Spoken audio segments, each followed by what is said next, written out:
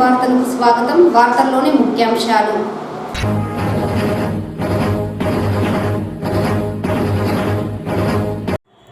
రాష్ట్ర ప్రయోజనాలే లక్ష్యంగా ఎంపీలు కలిసికట్టుగా పనిచేస్తున్నాం. చిత్తూరు ఎంపీ దగ్గుమల్ల ప్రసాదరావు.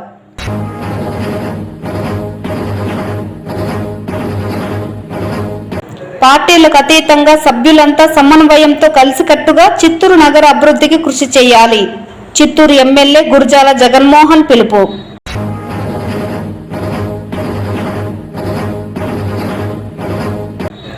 ఉపాధ్యాయులు విద్యార్థులకు విద్యా బోధన చేయడంతో పాటు పిల్లల ప్రవర్తనపై ప్రత్యేక దృష్టి పెట్టాలి. జిల్లా కలెక్టర్ సుమిత్ కుమార్. వార్తల్లోని వివరాలు. రాష్ట్ర ప్రయోజనాలే లక్ష్యంగా ఎంపీలు కలిసికట్టుగా పనిచేస్తున్నామని చిత్తూరు ఎంపీ దగ్గుమల్ల ప్రసాదరావు తెలిపారు.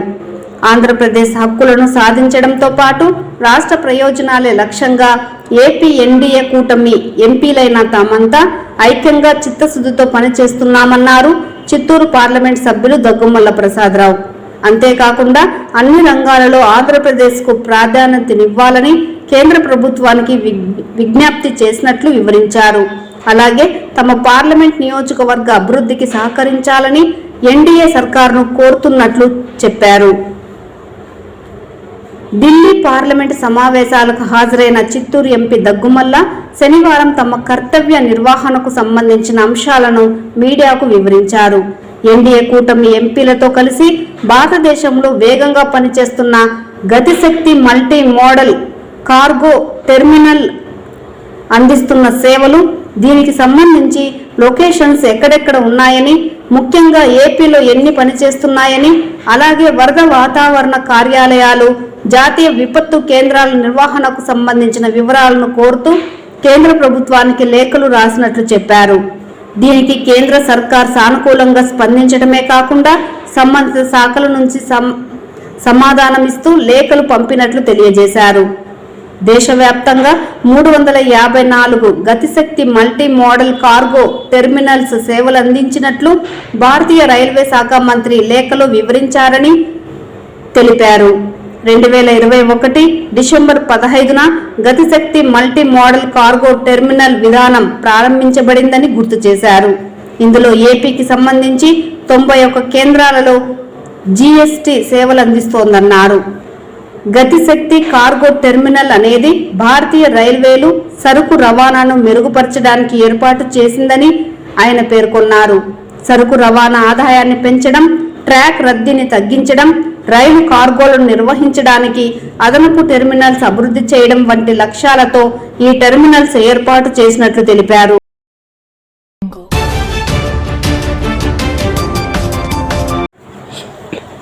పార్టీలకు అతీతంగా సభ్యులంతా సమన్వయంతో కలిసికట్టుగా చిత్తూరు నగర అభివృద్ధికి కృషి చేద్దామని చిత్తూరు ఎమ్మెల్యే గురజాల జగన్మోహన్ పిలుపునిచ్చారు. శనివారం చిత్తూరు నగరపాలక సంస్థ కౌన్సిల్ సాధారణ సమావేశం నగర మేయర్ అముద అధ్యక్షతన జరిగింది.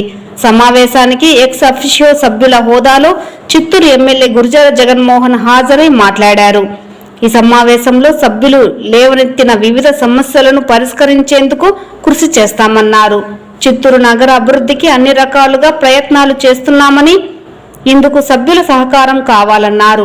చిత్తూరు నగర సమగ్రాభివృద్ధి, నగరంలో నీవా నది పొడవునా రీటైనింగ్ వాల్, యూనివర్సిటీ స్థాపన, ఇరువారం నుంచి తానా వరకు, కట్టమంచి నుంచి కలెక్టరేట్ వరకు ప్రధాన రహదారుల అభివృద్ధి కోసం నిధులు మంజూరు చేయాలని ముఖ్యమంత్రి నారా చంద్రబాబు నాయుడుకి విన్నవించడం జరిగిందని, సీఎం సానుకూలంగా స్పందించి నిధులు మంజూరుకు చర్యలు తీసుకుంటామని చెప్పారన్నారు.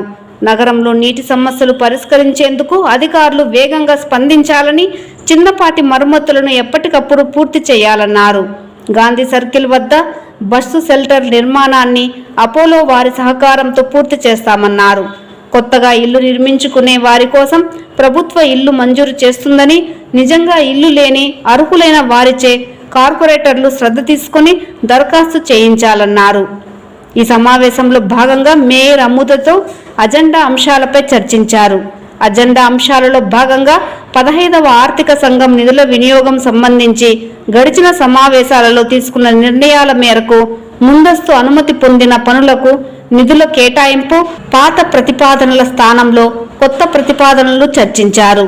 ఈ కార్యక్రమంలో commissioner Narasimhaprasad, deputy mayor Chandrasekhar, సహాయక కమిషనర్ ప్రసాద్, కోఆప్షన్ సభ్యులు, కార్పొరేటర్లు తదితరులు పాల్గొన్నారు. ఈసారి పాస్ చేస్తే మీరు అడిగిన నీ సమస్యను మన అడిగిన రెండింటిని నేను ప్రత్యేకంగా మిమ్మల్ని ఇద్దరిని పిలిచి వాళ్ళనే పిలిపించి క్లియర్ చేస్తాం. మనం అన్ని పాస్ అవ్వడం లేదా పెండింగ్ పెడితే ఏమైపోతాయంటే ఇప్పటికే లాక్లో ఉంది, ప్లస్ రెంటల్స్ అన్నీ కూడా తక్కువే ఉన్నాయి. లేదా నేను చేస్తాలేమ్మా, ఇప్పుడు పాస్ అయిపోయి నేను డెఫినెట్గా నువ్వు చెప్పిన ఎమ్మెల్యే బాధ్యత కూర్చోమని నేను చెప్తాను. లేదా మనం సమస్యలు పరిష్కరించుకోవాలి కానీ నేను అనేది మన చిత్తూరు బాగా వెనకబడింది. లేదు కూర్చోమని నేను చెప్తా. ఇప్పుడు నువ్వేమడిగావు ఎమ్మెల్యే గారికి బాధ్యత అంటే నేను చేయనప్పుడు మళ్ళీ మీరు అవకాశం ఇచ్చినట్టు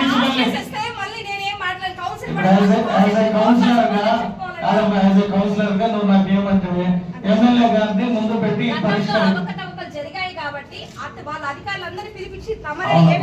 ఇప్పుడు మనం 5 months అయింది, నేను కూడా అన్ని వాకప్ చేస్తున్నా. ఇప్పుడు మీరు అడిగిన సమస్య తీర్చడానికి నేను ఉన్నాను కదా. ఇప్పుడు ఇప్పుడు మా బిల్ పాస్ అయిపోయినంత మాత్రాన మీ సమస్యని మర్చిపోతానో వదిలేస్తానని లేదు. మీరు కూర్చొని ఖచ్చితంగా నేను చేస్తాను. మాట ఇచ్చినాక ఏం చేస్తాను అనేది చూసి మళ్ళీ ఎమ్మెల్యే గారికి బాధ్యత చెప్పు. ఓకే, నేను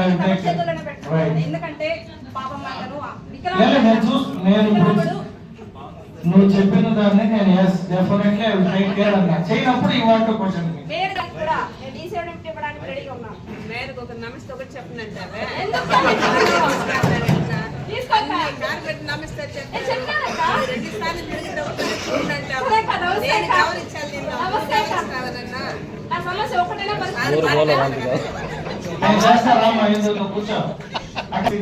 ఏమైనా అడిగితే ఎమ్మెల్యే గారు అంటారు, అందుకే ముందు ఎమ్మెల్యే గారి దగ్గర వచ్చారన్న.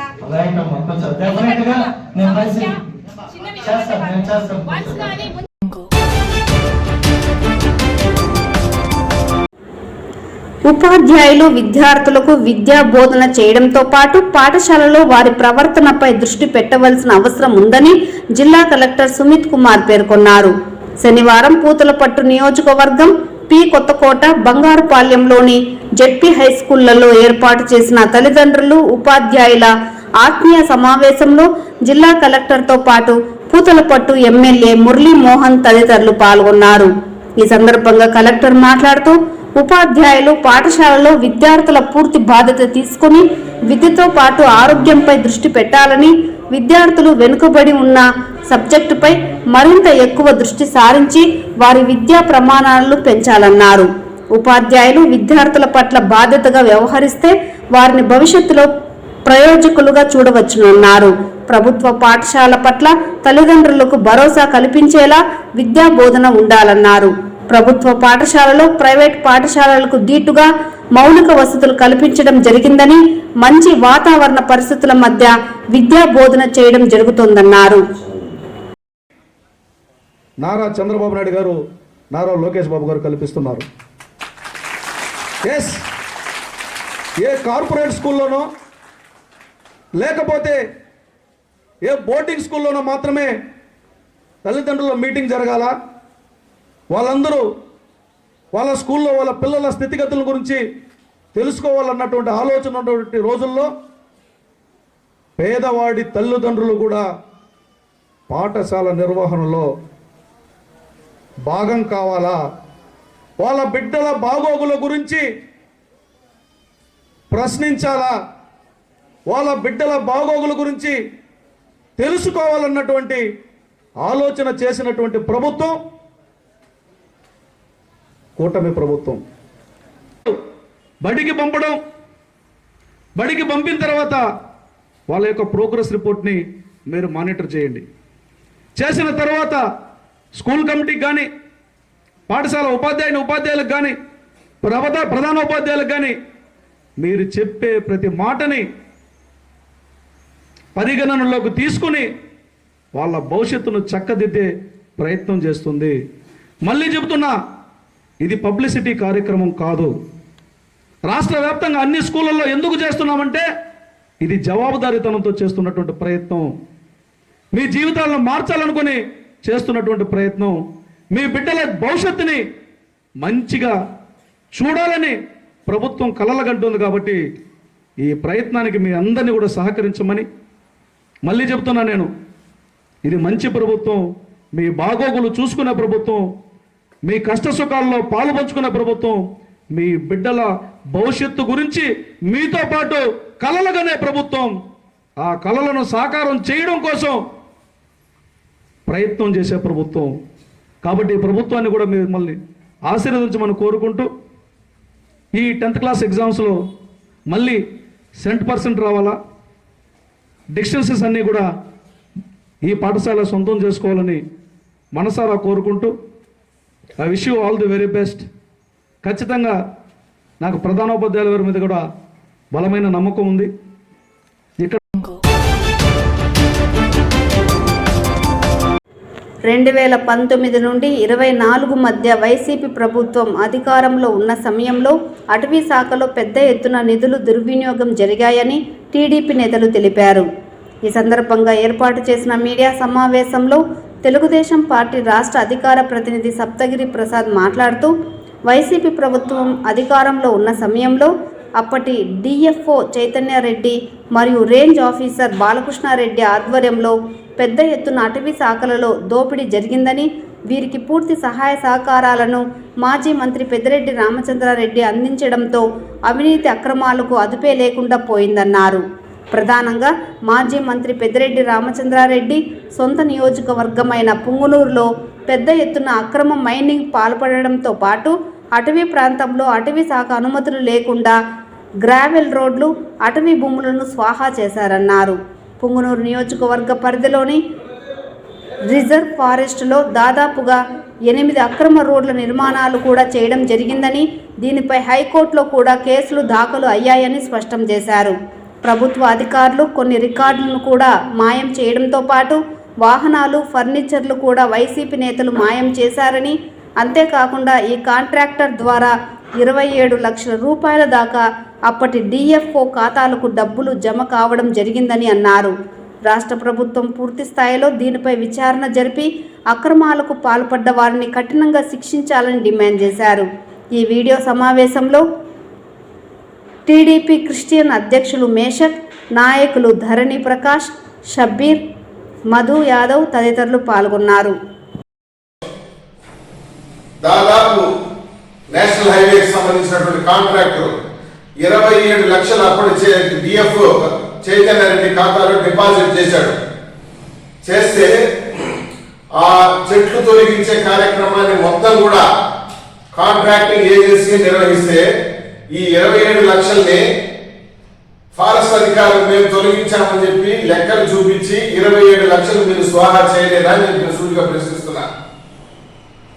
27 లక్షలు మీరు స్వాహా చేసి మీరు చైతన్యారెడ్డి డిఎఫ్ అప్పుడు ఉన్నటువంటి ఫారెస్ట్ రేంజ్ ఆఫీసర్ ఇద్దరు ములాఖాతి దోచుకున్నారు.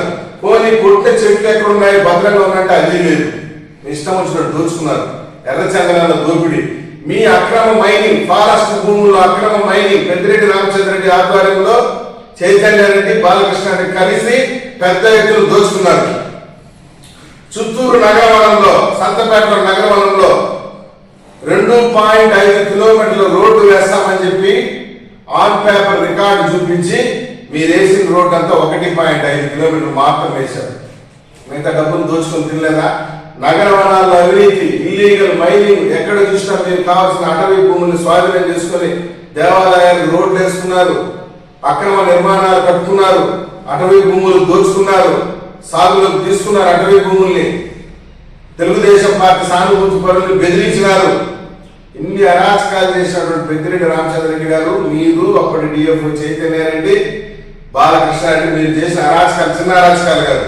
వీటి గురించి కూడా మాట్లాడుంటే నిన్న సంతోషించుంటాం. పెద్ద ప్రభుత్వుడు మాదిరిగా మహిళల పైన అత్యాచారాలు పెరిగిపోయినాయి, హత్యలు పెరిగిపోయినాయి, విద్యుత్ ఛార్జీలు పెరిగిపోయినాయి, హామీలు ఇవ్వలే, అమలు చేయలేదని దుబాకూరు మాటలు మాట్లాడే సమంజసం కాదు. మేము అటవీ శాఖ మంత్రిగా నువ్వు ఉన్నప్పుడు నీ హయాంలో చైతన్య రెడ్డి హయాంలో జరిగినటువంటి అక్రమాలన్నిటిపైన సిబిసిఐడి విచారణకు డిమాండ్ చేస్తూ లేఖ రాస్తున్నాం. సిబిసిఐడి విచారణకు సిద్ధమేనా చెప్పి పెద్దిరెడ్డి రామచంద్రరెడ్డిని, డిఎఫ్ఓ చైతన్య రెడ్డిని, ఫారెస్ట్ రేంజ్ ఆఫీసర్ బాలకృష్ణారెడ్డి, ఇతర అధికారులు సూటిగా సవాల్ విసురుతాము.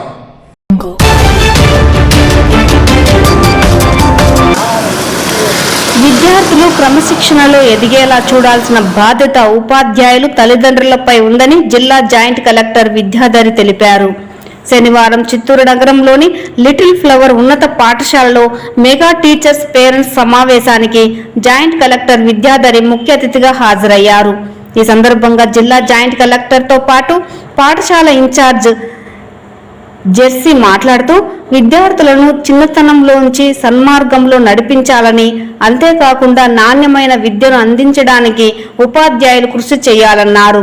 రాష్ట్ర ప్రభుత్వం ఆధ్వర్యంలో విద్యార్థులకు అవసరమైన అన్ని సౌకర్యాలను కల్పిస్తున్నామని, విద్యార్థులు చదువుతున్న తీరును, వారి ప్రవర్తనను తల్లిదండ్రులు ఎప్పటికప్పుడు తెలుసుకోవాలని తెలిపారు. విద్య ద్వారానే విద్యార్థులకు ఉన్నత విలువలతో పాటు అత్యుత్తమ స్థానాలు పొందేందుకు అవకాశం ఉంటుందని, ప్రతి విద్యార్థి విద్య పట్ల మక్కువ పెంచుకొని ఉత్తమ పౌరులుగా ఎదగాలన్నారు. అనంతరం విద్యార్థుల ద్వారా చేపట్టిన సాంస్కృతిక కార్యక్రమాలు ఎంతగానో అలరించాయి. ఈ కార్యక్రమంలో విద్యార్థులు, కళాశాల యాజమాన్యం, తల్లిదండ్రులు తదితరులు పాల్గొన్నారు.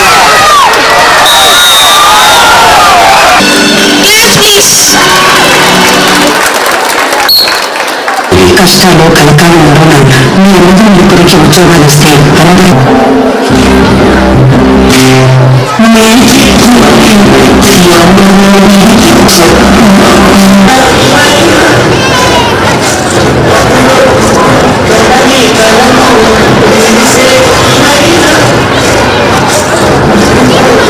కాబట్టి చాలా క్లుప్తంగా మమతా మేడం గారు మన స్కూల్ హిస్టరీ గురించి చెప్తారు. ఎంతసేపు పాటలు ఇంకా కూడా ఉన్నాయి, మంచి ఆటలు ఉన్నాయి, పాటలు ఉన్నాయి, అవి కూడా విందాము. మధ్యలో మనం కొంచెం అవి తెలుసుకునేది కూడా చాలా బాగుంటుంది. నా I invite Mamata madam. Teacher మీట్కి విచ్చేసినటువంటి తల్లిదండ్రులకు అందరికీ కూడా మా హృదయపూర్వక నమస్కారాలు, ఆహ్వానాన్ని అందిస్తున్నామండి. ఈనాటి కార్యక్రమంలో భాగంగా మనం మన పిల్లలకు మంచి విద్యలో వాళ్ళ భవిష్యత్తు బంగారు బాటలు వేసినటువంటి ఈ పాఠశాల ఎలా స్థాపన, దాని యొక్క స్థాపకురాల గురించి కొంతమేరకు తెలుసుకున్నాం. మన నానమ్మ గారు ఆంధ్రప్రదేశ్ గుంటూరు జిల్లాలోని తిరువనీపురంలో గాలి రాయన్న మరియమ్మల రెండవ బిడ్డగా 1822వ సంవత్సరంలో జన్మించారు. గాలి రాయన్న తిరువనీపురం విచారణ గుడిలో ఉపదేశిగా పనిచేసేవారు. నానమ్మ ఏకైక సహోదరుడు సర్వయ్యలు చిన్నతనంలోనే తమ తండ్రి నుండి ఆధ్యాత్మిక పాఠాలను, ప్రార్థనలు నేర్చుకున్నారు. ఆదర్శవంతమైన ఆమె తల్లి నడిపింపులో జ్ఞానమ్మ మంచి నడవడికలు అలవర్చుకున్నారు. యవ్వన ప్రాయం రాగానే దైవ చిత్రంగా జ్ఞానమ్మకు 1837వ సంవత్సరంలో తాటిపత్రి ఇంద్రయ్య అనే వ్యక్తితో వివాహమైంది. ఇంద్రయ్య అప్పుడు తిరువనీపురంలో విచారణ ఉపదేశిగా పనిచేసేవారు. వీరంతా పాండిచ్చేరిలో ఉండేవారు. విదేశీ మిషనరీలకు మంచి నేర్పరితనం గల అధ్యాపకుడిగా పనిచేశారు. ఎన్నో ఇంగ్లీషు, ఫ్రెంచి పుస్తకాలను తెలుగులోనికి అనువదించారు. దేవుని దీవెనలతో వాళ్ళకి థామస్, రాయన్న, మరియన్న, రాజన్న, సవరయ్య అనే 5 కుమారులు కలిగారు. 1858లో ఇన్నయ్య విచారణ గురువులతో కలిసి మద్రాస్ అపస్కృత కస్టోరియల్ ట్యుటోరియల్ బిషప్ అయిన బిషప్ జాన్ పిల్లయ్య గారిని కలిసేందుకు వెళ్ళినప్పుడు అలా విచారణ గురువులతో కలిసి మద్రాసుకు వెళ్తున్న సమయంలో పెనుకొండ అనేటువంటి ఒక చోట కరోనా వ్యాధి సోకి ఇన్నయ్య ప్రాణాలు హరించి వేసింది.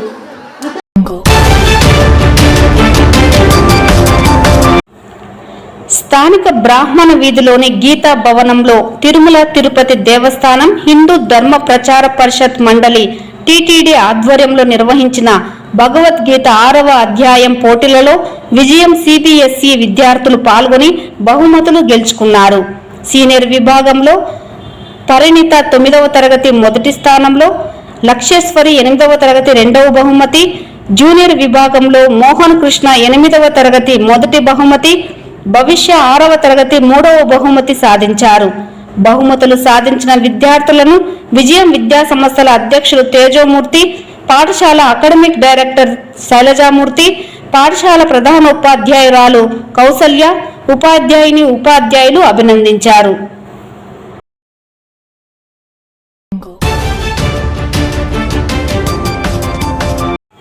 2025వ సంవత్సరం మామిడి పంట స్థితిగతులపై CFPO ఆధ్వర్యంలో సూచనలు, సలహాలను తీసుకోవడం జరిగిందని all India food processor association south zone chairman Govardhana Babi తెలిపారు.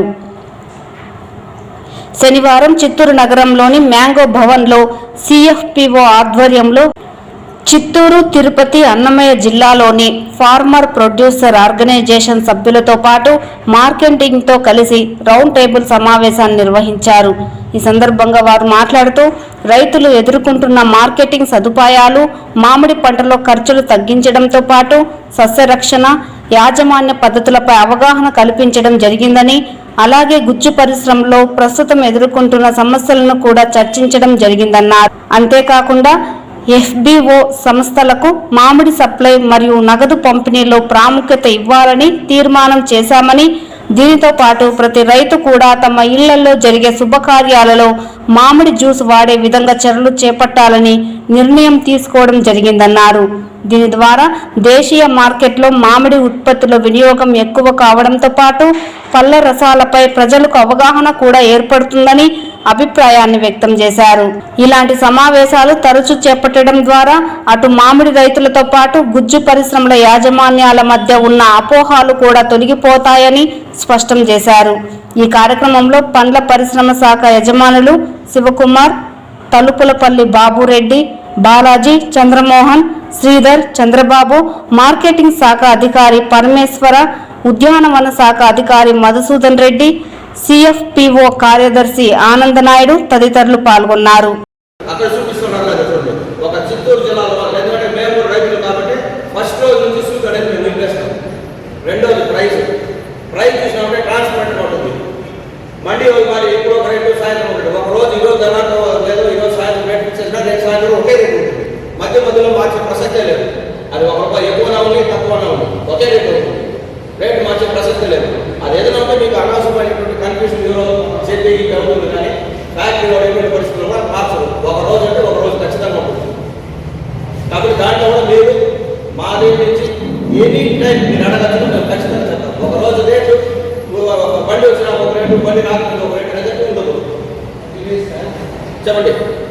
ఒక సీజన్లో అప్రాక్సిమేట్గా మన హోటల్లో ఎంత పడుతుంటుంది, ఇంత రేటు అప్రాక్సిమేట్ మీ రేటు ఎంత, దానికి ₹1, ₹2 తేడా ఉంటే మొదటి నుండి లాస్ట్ వరకు బాగుంటుంది. దానికి మేము చెప్తాం. మీరు ఇంకేం చెప్పండి. ఎక్కువ తేడా ₹10, ₹15 ఒక్కొక్క సీజన్లో ₹30 తేడా వచ్చే సంవత్సరాలు కూడా మేము చూసాం. ఆ విధంగా లేకుండా ₹1, ₹2 తేడాతో కొనండి మా ఉద్దేశం. దానికి ఇప్పుడు మీకు విషయం అర్థం కావాలి. నేను దానికి సమాధానం చెప్తాను. ఇప్పుడు వరి లేదా కందులు లేదా చెనక్కాయలు ఈరోజు తీసేసి అక్కడ వేసినామంటే వారం అయినా కూడా కొనుక్కోవచ్చు, లేదా నెల అయినా కూడా కొనుక్కోవచ్చు, 6 నెలలు అయినా కొనుక్కోవచ్చు. మందు వచ్చి పెరిసిబుల్ నేచర్ అంటే ఈరోజు పోసినామంటే మరుసటి రోజు చెడిపోతుంది. రెండోది ఈరోజు పోయలేదంటే కాయ రాలిపోతుంది. అటువంటి పరిస్థితులు ఏమవుతుంది, అందరూ ఒకేసారి పోస్తారు. ఫ్యాక్టరీలు అన్నీ నిండిపోయింటాయి. ఫ్యాక్టరీలు నిండిపోయినాక దీన్ని ఏం తీసుకోపోతారో నేరుగా మాట్లాడిపోతుంది.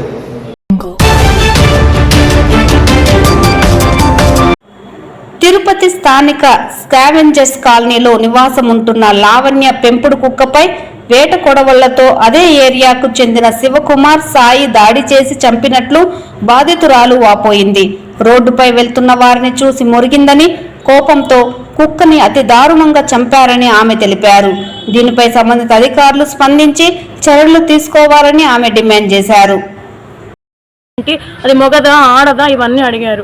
సార్ ఏంటి సార్ ఇలా మాట్లాడుతుందని అడిగితే వాళ్ళు మనుషులకి చంపేస్తేనే దిక్కు లేదు, ఇంకా కుక్కకి ఏం దిక్కుందమ్మా అని అడిగారు. తర్వాత ఉండి మా శ్రీను స్వామి నాకు వచ్చి సార్ ఇలా జరిగింది అంటే అనిమల్ యాక్ట్లో కంప్లైంట్ పెట్టారు. ఇవాళ పంచనామానికి వస్తానన్నారు. నైట్ మళ్ళీ 11కి కాల్ చేసి స్పెల్లింగ్ మిస్టేక్స్ ఉన్నాయి లెటర్స్లో అంటే లెటర్ రాయడానికి వెళ్ళాను. కానీ ఆ లెటర్లో అంతకుముందు నేను మెన్షన్ చేశాను, ఇద్దరు చంపారు వాళ్ళ పేర్లు సహా మెన్షన్ చేసి అందులో ఒక పేరు తీసేసి ఒక పేరు మాత్రమే యాడ్ చేశారు. శివ అనే అబ్బాయి పేరు యాడ్ చేశారు కానీ సాయి కుమార్ అనే అబ్బాయి పేరు యాడ్ చేయలేదు. నా దగ్గర నేను రాసిన లెటర్ కూడా నా దగ్గర ఫోటో ఉంది, నేను చూపిస్తాను. వాళ్ళ మదర్ ఫాదర్ అందరి పేర్లు రాసిస్తే వాళ్ళ ముగ్గురు పేర్లు చేసి అబ్బాయి పేరు పెట్టారు. ఇద్దరు కలిసి నరికారు. పిల్లలు కూడా సాక్ష్యమే, పిల్లల్ని చూస్తారు. వీళ్ళు భయపడి నాకు ఫోన్ చేశారు. ఈ పిల్లలు వీళ్ళు ఈ ముగ్గురు ఫోన్ చేశారు, అమ్మ నరికేస్తున్నారు రండి అమ్మ నాకు భయం వేస్తుంది అంటే ఎవ్వరూ లేరు, అందరం డ్యూటీకి వెళ్ళే వాళ్ళమే. పిల్లలు నిన్న లీవ్ అని ఇంటి దగ్గర ఉన్నారు సార్. ఇంటి దగ్గర ఉన్న పిల్లలు భయపడిపోయి వాళ్ళు మాత్రం ఏం ఆపగలుగుతారు సార్. ఒకవేళ వీళ్ళు ఆపు ఉంటే వీళ్ళ మీద కత్తి పడి ఉంటుంది సార్. కత్తి ఎటు పడుంటే బిడ్డలు కూడా ఈరోజు పోగొట్టుకునే వాళ్ళం మేము. ఇంట్లో పెద్దలు లేని సమయంలో ఒక కుక్క మురిగింది అనేసి చంపేసిన వాడు రేపు మమ్మల్ని చంపడానికి గ్యారంటీ ఏంటి సార్? ఈ వార్తలు ఇంతటితో సమాప్తం. నమస్కారం.